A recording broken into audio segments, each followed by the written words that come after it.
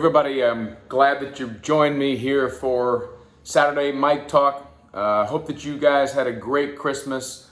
We celebrated it different than we expected, but awesome Christmas. Israel's doing way better, and so thank you for your prayers. Thank you for all that you've meant to our family. All you want for Christmas is to know that Jesus loves you and to be secure in what He's done for you and to have family and the blessings of just simple things in life. And so I can honestly say it was a great Christmas, and we are blessed, and we're thankful for you, our Eastview family, and those of you who are watching Mike Talks all the time. We're so grateful. Thank you so much for all you guys mean to us, and God bless you sincerely. It's Saturday. That means tomorrow's Sunday, which means it's church day.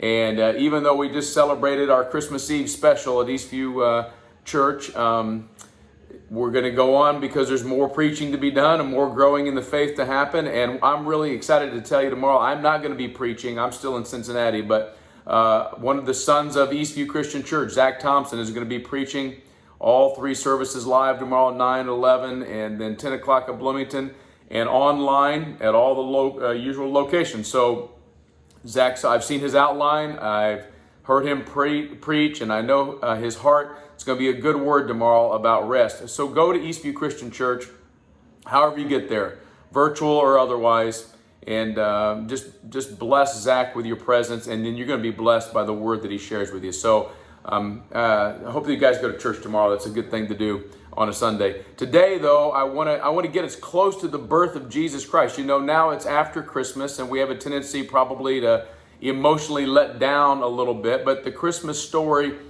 continues. I alluded to this earlier, I think, but when you come to Luke chapter 2, verse 22, we find the presentation of Jesus at the temple. Now, I want to give you some historical Old Testament background about that. Leviticus 12, verses 1 through 8, gives us some insight, and we can really pinpoint down very clearly how old Jesus was in Luke 2:22. It says, when the time came for the purification according to the law of Moses, they brought him to Jerusalem to present him to the Lord. Now again, they've gone 5 miles north from Bethlehem to Jerusalem. And we know what day it is because in Leviticus 12, 1 through 8, check it out, I'm not making this up, the laws after purification after childbirth.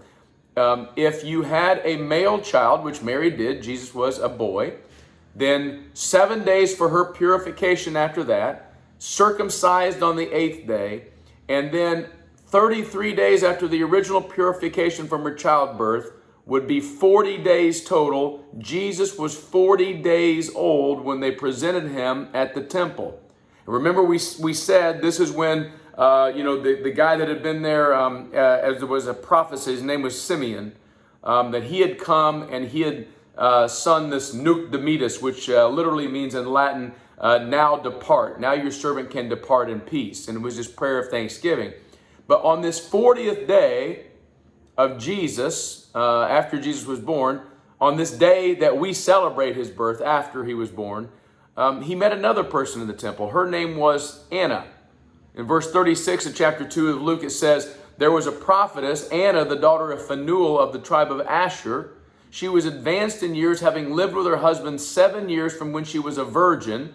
And she did not depart from the temple, worshiping with fasting and prayer night and day. And coming up at that very hour, she began to give thanks to God and to speak of him to all who were waiting for the redemption of Jerusalem.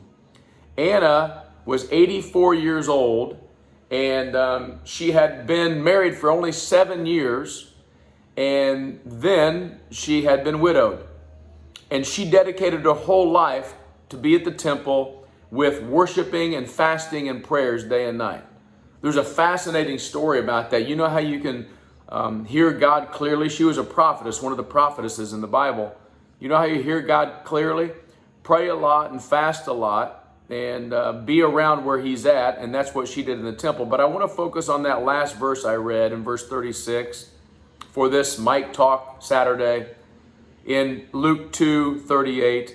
Coming up at that very hour, so coming up to Jesus, 40 days old, he's still a little baby, she began to give thanks to God and to speak of him to all who were waiting for the redemption of Jerusalem. You know, there are still people in this world The Jewish people were waiting for the redemption of Jerusalem because God had promised he was going to restore the king and the throne. But the reality is that there are people still today, 2,000 years after Jesus' birth, waiting for Jesus to redeem them. And so even though Christmas is over and this awesome story of salvation is over, I want to remind you today that there's still a story to be told. Would you be like Anna? Would you tell anybody who will listen to you that somebody has come to restore them? It's Restoration Saturday. Hope to see you in church tomorrow. Peace.